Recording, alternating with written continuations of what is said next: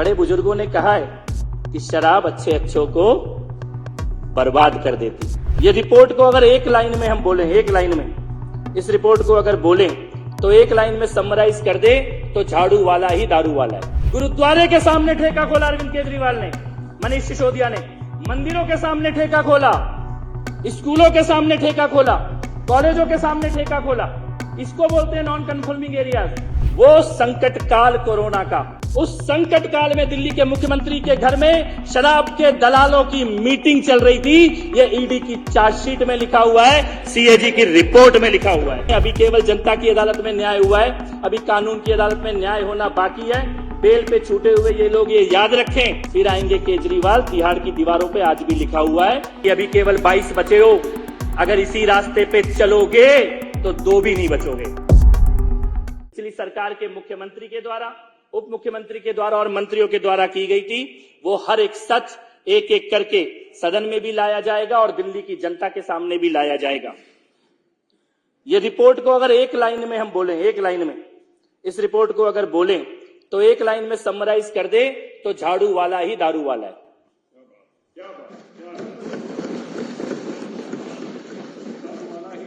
दारू वाला है, झाड़ू पूरी। बड़े बुजुर्गों ने कहा है कि शराब अच्छे अच्छों को बर्बाद कर देती, अच्छे अच्छों को डुबो देती है। शराब एक ऐसी चीज है जिसमें जो डूबा वो बचा नहीं। और मैं ये कहना चाहता हूं कि इन चुनावों ने ये साबित कर दिया है कि आपदा की सरकार, उसके वो सभी मंत्री जो शराब घोटाले में शामिल थे, उसके वो सभी पूरा का पूरा जो गैंग था, इस ठेकों को खुलवाने वाला, कमीशन को खाने वाला, वो पूरा का पूरा गैंग आज अपने आप को बेरोजगार नेता बताता हुआ घूम रहा है। शिखा राय जी हमारे बीच में जीत के आई है, उन्होंने महिलाओं की पीड़ा का बहुत अच्छे से सदन में रखा। लेकिन इतनी ही चलती है झूठ की दुकान, इतना ही चलता है भ्रष्टाचार का खेल। इसकी एक्सपायरी डेट बहुत पहले निकल चुकी थी, जनता केवल चुनावों की प्रतीक्षा कर रही थी। ये जो सीएजी की रिपोर्ट है अध्यक्ष महोदय, इस सीएजी की रिपोर्ट को केवल रिपोर्ट के तौर पर पढ़ने के साथ साथ मैं सदन के माध्यम से दिल्ली की जनता से यह कहना चाहता हूं कि 2 डॉक्यूमेंट है। एक है सीएजी की रिपोर्ट और दूसरा डॉक्यूमेंट है सीबीआई की और ईडी की चार्जशीट। ये जब दोनों डॉक्यूमेंट को हम एक साथ रखते हैं तब ये पूरी तस्वीर सामने आती है कि क्या खेल रचा गया था। सतीश उपाध्याय जी ने, शिखा राय जी ने सीएजी की रिपोर्ट के तथ्यों को बहुत विस्तार से रखा है और ये रिपोर्ट बताती है कि 2000 करोड़ का नुकसान हुआ है रेवेन्यू का। ये केवल रेवेन्यू का नुकसान है, ये पूरे घोटाले की कीमत नहीं है। 2000 करोड़ तो केवल रेवेन्यू का नुकसान हुआ है कि सरकार के खाते में आना चाहिए था लेकिन आया नहीं। लेकिन अगर घोटाले के आंकड़ों को देखा जाए, गोवा के चुनाव में, पंजाब के चुनाव में जो पैसा भेजा गया, जिसकी चर्चा ईडी की चार्जशीट कर रही है, सीबीआई की चार्जशीट कर रही है, उसको देखा जाए, जिस प्रकार से 3 नाम सामने आए थे, दिनेश अरोड़ा का, अमित अरोड़ा का और विजय नायर का, वो तीनों नाम और मुख्यमंत्री और उप मुख्यमंत्री के साथ उनके तालमेल के साथ जो फाइनेंशियल डील जिनकी चर्चा ईडी की और सीबीआई की चार्जशीट करती है, उनको अगर ध्यान में रखते हुए उस परिप्रेक्ष्य में जब हम सीएजी की रिपोर्ट देखते हैं तो हम ये मानने को बाध्य होते हैं कि रेवेन्यू का नुकसान तो 2000 करोड़ का हुआ है, लेकिन ये जो घोटाला है, ये जो पैसा खाया गया है और जिसकी प्लानिंग की गई थी, बाद में दबाव में, भारतीय जनता पार्टी के आंदोलन के दबाव में, एलजी साहब के नोटिस के दबाव में, चीफ सेक्रेटरी के लेटर के दबाव में वापस तो ले ली गई, लेकिन प्लानिंग इनकी ये थी कम से कम 10,000 करोड़ रुपए का दिल्ली की जनता का पैसा खाने की इन लोगों की तैयारी थी। और उसी पैसे के माध्यम से पंजाब में और गोवा में इन लोगों ने अपनी राजनीतिक गतिविधियों को आगे बढ़ाने की कोशिश भी की थी। मैं यहाँ पे अध्यक्ष महोदय ये बात कहना चाहता हूं कि सदन की ये दीवारें, जहां पे आज 280 पे चर्चा हुई, 10 साल सदन की ये दीवारें तरस गई कि दिल्ली के मुद्दों पे कभी कोई चर्चा हो, दिल्ली के किसी विषय पे कभी कोई चर्चा हो। और ऐसी ही सीएजी की एक रिपोर्ट को अपने हाथ में उठाकर पिछली सरकार के मुख्यमंत्री और उनके बाकी नेता ऐसी ही एक सीएजी की रिपोर्ट को हाथ में लेकर दिल्ली की राजनीति में प्रवेश किया था। चौहान साहब यहाँ बैठे हैं, लवली जी यहाँ पर बैठे हैं, आप लोग प्रत्यक्ष गवाह हैं। तब जो सत्ता थी उसका एक हिस्सा आप थे, लेकिन तब जो आंदोलन हो रहा था वो ऐसी ही एक सीएजी की रिपोर्ट के आधार पर ही हो रहा था। इसी प्रकार की रिपोर्ट के पन्ने दिल्ली की जनता के बीच में लहराए जाते थे और ये कहा जाता था कि इसमें घोटाला हुआ है, इसके बदले हमें सरकार में लेके आओ। लेकिन समय का चक्र पूरी तरह से घूम चुका है और आज सीएजी की रिपोर्ट सामने है। पहली रिपोर्ट जो इस सदन के पटल पे आई है और मुझे विश्वास है कि ऐसी बाकी रिपोर्ट भी सदन के पटल पर आएंगी और वो ये बताती हैं कि जो लोग भ्रष्टाचार से लड़ने के नाम पे आए थे, उन्होंने शायद इस देश की आजादी के बाद से इस देश के इतिहास में सबसे ज्यादा भ्रष्टाचारी और अहंकारी सरकार अगर कोई इस देश की सत्ता में, दिल्ली की सत्ता में आई है तो वो पिछली सरकार थी, जिसके अहंकार को जनता ने अपने वोट के माध्यम से वापस भेज दिया। सीएजी की रिपोर्ट में बताया ही गया है कि 2000 करोड़ का नुकसान है। नॉन कन्फर्मिंग एरियाज जो सीएजी की रिपोर्ट में लिखा है, मैं सदस्यों को जानकारी है पर मैं ध्यान में लाना चाहता हूं कि ये नॉन कन्फर्मिंग एरियाज क्या है। ये बहुत जरूरी है सुनने के लिए, क्योंकि जब ये इस सदन के अंदर प्रोटेस्ट करते हैं भगत सिंह जी के नाम पर, बाबा साहब अंबेडकर जी के नाम पर, तब दिल्ली की और देश की जनता को पता होना चाहिए नॉन कन्फर्मिंग एरियाज में शराब की दुकानें खोली गई। इसका मतलब है गुरुद्वारे के सामने ठेका खोला गया। चाणक्यपुरी में गुरुद्वारे के सामने ठेका खोला अरविंद केजरीवाल ने, मनीष सिसोदिया ने। मंदिरों के सामने ठेका खोला, स्कूलों के सामने ठेका खोला, कॉलेजों के सामने ठेका खोला। इसको बोलते हैं नॉन कन्फर्मिंग एरियाज, जहां पे संविधान बाबा साहब का इजाजत नहीं देता था, जहां पे कानून इजाजत नहीं देता था, एक्साइज की पॉलिसी इजाजत नहीं देती थी शराब के ठेके खोलने की। उन जगहों पर शराब के ठेके खोलने का पाप अगर किसी ने किया तो पिछली आपदा सरकार ने वो पाप किया है। सदन में ऑन रिकॉर्ड ये बात आनी चाहिए। और उसके कारण 241 करोड़ रुपए का नुकसान रेवेन्यू का दिल्ली की जनता को हुआ। अपने ही लोगों को लाइसेंस देना जिनकी एलिजिबिलिटी नहीं है, बैंक के खाते में 1 लाख रुपया पड़ा है और 100 करोड़ रुपए के टेंडर दिए जा रहे हैं जिन लोगों को, और बाद में उनकी फीस तक वापस लौटाने की नौबत आ गई। फीस वेवर कर दी गई कोरोना के नाम पर। अध्यक्ष महोदय, ये बात ध्यान देने योग्य है कि ये घोटाला तो एक पाप होता ही है, लेकिन उसकी टाइमिंग जिसकी तरफ ध्यान दिलाया गया इस सदन में, कोरोना का वो काल जब देश में हर कोई केवल ये सोच रहा था कि कैसे किसी की मदद की जाए। हमारे आदरणीय प्रधानमंत्री जी किस प्रकार से वैक्सीन की व्यवस्था हो, अस्पतालों की व्यवस्था हो, राशन की व्यवस्था हो, ये सुनिश्चित करने में लगे थे। गृह मंत्री जी स्वयं दिल्ली में जगह जगह जाकर टेम्परेरी हॉस्पिटल बने, बेड की व्यवस्था हो, ऑक्सीजन की व्यवस्था हो, उसके लिए देश के गृह मंत्री स्वयं दौरे कर रहे थे दिल्ली के अंदर। कार्यकर्ताओं के तौर पर भी, राजनीतिक पार्टी के तौर पर भी, समाज सेवी संगठनों के तौर पर भी, एनजीओ के लोग, आरडब्ल्यूए के लोग, सभी लोग सड़कों पर उतरे हुए थे। किसी तरह से भोजन की व्यवस्था हो, दवाई की व्यवस्था हो, ऑक्सीजन की व्यवस्था हो, सिलेंडर की व्यवस्था हो, सबकी चिंता यही थी। दिल्ली की माताएं और बहनें अपने घर में दिया भी जलाती थी तो रोज जगदम्बा से केवल इतनी प्रार्थना करती थी कि हे जगदम्बा, मेरे परिवार की रक्षा करना, मेरे देश की रक्षा करना। वो संकट काल कोरोना का, उस संकट काल में दिल्ली का भूतपूर्व मुख्यमंत्री और उप मुख्यमंत्री क्या कर रहे थे? उस संकट काल में दिल्ली के मुख्यमंत्री के घर में शराब के दलालों की मीटिंग चल रही थी। ये ईडी की चार्जशीट में लिखा हुआ है, सीएजी की रिपोर्ट में लिखा हुआ है। जिस समय इन्हें दवाइयों की व्यवस्था करनी थी, और खासतौर पे जो उत्तर प्रदेश से, बिहार से, उत्तराखंड से जो लोग आते हैं, दिल्ली भूली नहीं है। हमारी बस्तियों में अध्यक्ष महोदय लाउड स्पीकर से रात को 12 बजे ऐलान कराया गया कि आनंद विहार में बसें खड़ी हैं, आपको आपके घर तक छोड़ के आएंगी। लाखों लोगों को आनंद विहार में डीटीसी की बसों के द्वारा पहुंचा दिया गया और वहां पे पीने के पानी तक की सुविधा नहीं थी, घर पहुंचाने की कोई बस नहीं थी।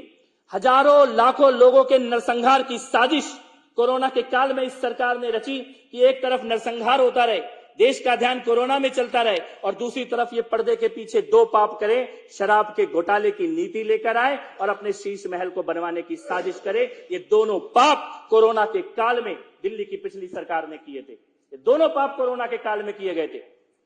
ये अपराध कई गुना बढ़ जाता है जब इसकी टाइमिंग को ध्यान से देखा जाता है। इनको लगा कि कोरोना का काल है, सब अपने अपने सुरक्षा में, व्यवस्था में व्यस्त हैं, कोई शराब के घोटाले की तरफ ध्यान नहीं देगा। मैं ये कहना चाहता हूं अध्यक्ष महोदय, सीएजी की रिपोर्ट में जो डिटेल है उससे आगे बढ़ते हुए अगर हम चीफ सेक्रेटरी का लेटर देखें, जिसका जिक्र ईडी की चार्जशीट में है, सीबीआई की चार्जशीट में है, सदन में ऑन रिकॉर्ड ये बात आनी चाहिए, क्योंकि पिछली सरकार में इन्होंने इसके संबंध में चर्चा नहीं करने दी। चीफ सेक्रेटरी के लेटर में लिखा है, मनीष सिसोदिया ने संविधान का उल्लंघन करते हुए, कानून का उल्लंघन करते हुए ऐसे फैसले लिए 580 करोड़ रुपए का सीधा सीधा नुकसान केवल दारू के मंत्री मनीष सिसोदिया के गलत फैसलों के कारण लिया। ये ईडी की चार्जशीट में लिखा हुआ है। उस वक्त इनको लग रहा था कि कैबिनेट के अप्रूवल की जरूरत नहीं है, इनको लग रहा था एलजी के अप्रूवल की जरूरत नहीं है। एक घटनाक्रम की तरफ मैं सदन का ध्यान दिलाना चाहता हूं अध्यक्ष महोदय, जिस बारे में चर्चा सतीश उपाध्याय जी ने भी की, कि जो कमीशन था उसको 5% से बढ़ाकर 12% किया गया। यह सीएजी की रिपोर्ट कहती है।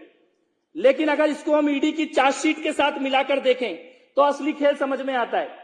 5% कमीशन कैबिनेट ने पास किया, 5% कमीशन कैबिनेट ने पास किया। कैबिनेट की अगली मीटिंग 23 मार्च 24 मार्च को होनी थी। 14 मार्च से लेकर 17 मार्च तक यही हमारी विधानसभा से थोड़ी दूर पे ओबेरॉय होटल है। इस ओबेरॉय होटल में साउथ लॉबी के शराब के दलालों को बुलाया गया, उनको रुकवाया गया। ईडी ने उसकी सीसीटीवी फुटेज भी निकाली है, ओबेरॉय होटल की प्रिंटर मशीन का डेटा निकाला है, फोटोकॉपी मशीन का डेटा निकाला है। फोरेंसिक जांच करने के बाद कैबिनेट 5% का नोट पास कर रही है। मनीष सिसोदिया के घर से जो कंप्यूटर जब्त किया गया उसमें लिखा है कि कैबिनेट नोट के 5% को सिसोदिया के अपने कंप्यूटर पे एडिट करके 12% कर दिया गया। कोई कैबिनेट का अप्रूवल नहीं था, कोई एलजी का अप्रूवल नहीं था। 5 को 12 करके 14 मार्च से 17 मार्च के बीच में ओबेरॉय होटल में शराब के दलालों की जो मीटिंग होती है, सीसीटीवी फुटेज में शराब के दलालों के हाथ में 36 पेज की दिल्ली की एक्साइज पॉलिसी की वो कॉपी थी जो कॉपी अभी तक कैबिनेट ने पास नहीं की थी। ये पाप इन लोगों ने यहां पे किया है। जो कैबिनेट से पास होनी बाकी थी नीति, शराब के दलालों के पास एक हफ्ते पहले वो कॉपी थी। सीसीटीवी फुटेज इसको वेरीफाई कर रहा है, हमारा फोटोकॉपी मशीन का फोरेंसिक डाटा इसको वेरीफाई कर रहा है, मनीष सिसोदिया का कंप्यूटर का डेटा इसको वेरीफाई कर रहा है कि सीधे सीधे इन्होंने शराब के दलालों के साथ। और जो व्हाट्सएप चैट सामने आई है, मुझे लगता है कि 15 किलो घी का मतलब सबको पता है सदन में। 15 किलो घी मनीष सिसोदिया व्हाट्सएप पे मंगा रहे हैं और 15 किलो घी के बदले 15 करोड़ रुपए कौन से अंगड़िया के माध्यम से गोवा में कहां पे डिलीवर किया गया। 3 अंगड़ियों को उसका ठेका दिया जा रहा है, वहां पे गोवा में उसके पैसे डिलीवर किए जा रहे हैं। विजय नायर किसके लिए का? कैलाश गहलोत जी अध्यक्ष महोदय यहाँ पे बैठे हैं, मैं थोड़ा सा समय और लूंगा बस आपका। कैलाश गहलोत जी पिछली सरकार में मंत्री थे। कैलाश गहलोत जी के लिए यहाँ पे बंगला आवंटित था, सरकारी बंगला, लेकिन उसमें गहलोत जी नहीं रहते थे, उसमें विजय नायर रहता था। उसमें विजय नायर रहता था, वही विजय नायर जो फेस टाइम पे कॉल करता है और समीर महेंद्रू फेस टाइम पे विजय नायर कॉल करता है और समीर महेंद्रू से सीधे अरविंद केजरीवाल बात करता है और उससे कहता है विन विन सिचुएशन होगी, विन विन सिचुएशन, जो बोले वो कर दो। शरद रेड्डी, उससे मिलने के लिए मुख्यमंत्री के घर के बगल में मीटिंग की जाती है। मुझे लगता है कि शराब के घोटाले के इन तथ्यों के ऊपर ईडी की चार्जशीट, सीबीआई की चार्जशीट और सीएजी की रिपोर्ट, इन तीनों को कंबाइंड करते हुए इसको इस सदन में देखा जाना चाहिए, पढ़ा जाना चाहिए। किस प्रकार से, चाहे वो बुच्ची बाबू का चैट हो, व्हाट्सएप चैट हो जो कविता रेड्डी का सीए है, चाहे वो विजय नायर की व्हाट्सएप चैट हो, समीर महेंद्रू की व्हाट्सएप चैट हो, चाहे वो सनी मारवाह के पिता का स्टिंग ऑपरेशन हो जिसमें वो बोल रहा है 5% से 12% करो और 6% हमें वापस दो ब्लैक में। ये मनीष सिसोदिया ने बोला 5% से 12% कर देंगे, 6% वापस लेंगे ब्लैक में। ये अरविंद केजरीवाल और मनीष सिसोदिया के अपने बोले हुए शब्द हैं। पैसों के लेन देन का डॉक्यूमेंट उपलब्ध है। और मैं ये कहना चाहता हूं इस सदन में, अभी केवल जनता की अदालत में न्याय हुआ है, अभी कानून की अदालत में न्याय होना बाकी है। बेल पे छूटे हुए ये लोग ये याद रखें कि अभी ये केवल बेल पे बाहर हैं, फिर आएंगे केजरीवाल। तिहाड़ की दीवारों पे आज भी लिखा हुआ है, वापस वहां जाना इनको पड़ेगा। 170 मोबाइलों को तोड़ा गया अध्यक्ष महोदय, 18 मोबाइल खुद मनीष सिसोदिया ने तोड़े अपने। हमारे यहां तो थाने में कोई कैरेक्टर सर्टिफिकेट लेने जाता है तो एसएचओ बस उसका मोबाइल नंबर देखता है और कहता है अगर 10 साल पुराना नंबर चल रहा है इसका मतलब बंदे में कोई प्रॉब्लम नहीं है, रोज रोज नंबर वही बदलता है। ये तो सबसे पहले जिसका हर महीने नंबर बदल रहा हो, इसका मतलब वो कोई घोटाला कर रहा है। 18 मोबाइल तोड़े हैं मनीष सिसोदिया ने। 170 मोबाइल अरविंद केजरीवाल, मनीष सिसोदिया, विभव विजय नायर ने मिलकर तोड़े हैं। 2 करोड़ के मोबाइल तोड़ डाले 6 महीने के अंदर। क्या छुपा रहे थे, क्या डर था? और लगभग 45 मोबाइल की तो वो है, लोकेशन है एक ही जगह पर, मुख्यमंत्री के कॉन्फ्रेंस में, सीएम के घर के कॉन्फ्रेंस रूम में एक ही जगह पर एक ही टाइम पे तोड़े गए हैं। ये सारे दस्तावेज ये बताते हैं कि इस सदन की जो चिंता है कि भ्रष्टाचारियों को सजा मिले और जनता का पैसा वापस आए। मैं ये कहना चाहता हूं सदन को अपनी बात समाप्त करते हुए कि हमें ईडी का और सीबीआई के उन वीर अधिकारियों का भी धन्यवाद करना चाहिए। बड़े बड़े मगरमच्छों पे हाथ डालने से नहीं डरे वो लोग, बड़े बड़े मगरमच्छों पे हाथ डालने से नहीं डरे। इस देश की जनता ने कभी सपने में सोचते थे कि ऐसा भी होगा कि नेताओं के घर पे भी जाएगी ईडी और सीबीआई, उनके घरों से भी पैसा निकाला जाएगा। ये प्रधानमंत्री मोदी जी की सरकार में पहली बार हम देख रहे हैं कि कितना भी बड़ा मगरमच्छ बैठा हो, लेकिन ईडी और सीबीआई के अधिकारी डरते नहीं हैं और उनके भ्रष्टाचार का सच भी सामने लाते हैं। सदन के माध्यम से उनका भी आभार व्यक्त हो और पुनः बहुत बहुत बधाई मुख्यमंत्री महोदया का। सीएजी की रिपोर्ट को आपने सदन के पटल पर रखा और पुनः ये चेतावनी बाबा साहब और भीमराव अंबेडकर जी और भगत सिंह जी का अपमान करने वाले और उनके नाम पे शराब का धंधा, स्कूलों में करप्शन, हेल्थ का करप्शन, मोहल्ला क्लिनिक में लूट, ये भ्रष्टाचारियों को पुनः ये चेतावनी कि अभी केवल 22 बचे हो, अगर इसी रास्ते पे चलोगे तो 2 भी नहीं बचोगे।